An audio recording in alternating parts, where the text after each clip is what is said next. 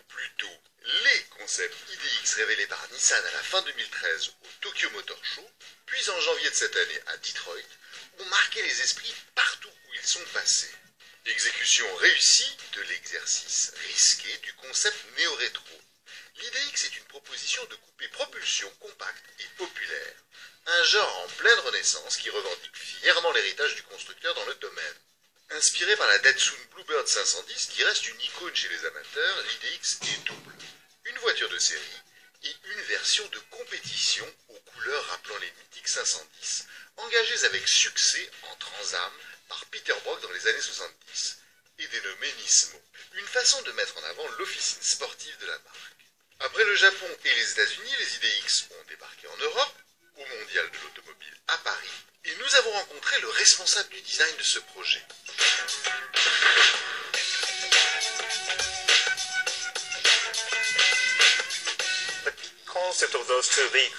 Le concept derrière ces deux véhicules, c'est une co-création. Nous avons essayé d'exprimer combien nous pouvions personnaliser les véhicules à partir d'une base commune. L'IDX Free Flow est une 4 places qui est basée sur une architecture à base de propulsion.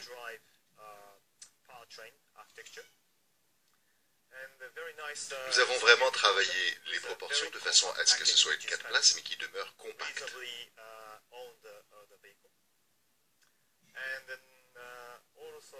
La proposition derrière l'IDX Free Flow est une proposition de lifestyle. Ce n'est pas une voiture que nous destinerions à des aficionados de l'automobile. Ce point-là est particulièrement saillant lorsqu'on regarde l'intérieur. Prenons l'exemple des matériaux, et notamment des sièges. Nous avons choisi un tissu qui se rapprochait très fortement du jean, comme clin d'œil à la vie de tous les jours.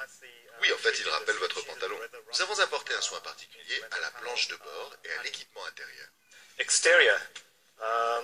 À l'extérieur, nous avons choisi une carrosserie Python, ce que l'on retrouve également sur la version Nismo,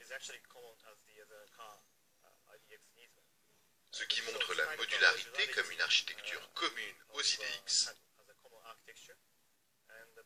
et ce qui permet de personnaliser à la fois les teintes de carrosserie, mais aussi les roues.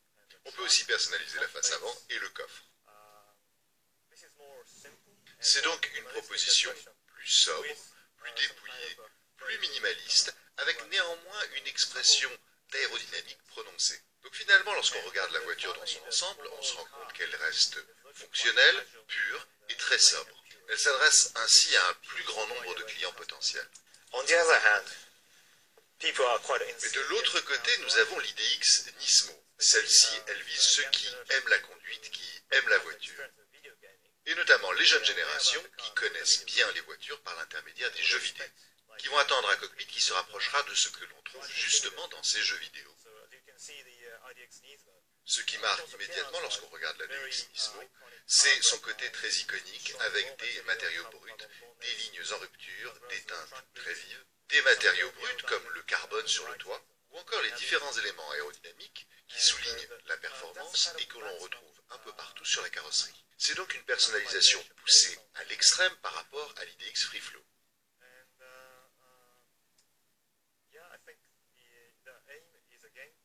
Notre but, c'est d'arriver à créer un véhicule avec les consommateurs, mais qui s'accorde à leur style de vie selon qu'ils aiment la voiture ou qu'ils aient une approche plus fonctionnelle, mais que ces autos, les IDX, véhiculent une certaine joie de vivre.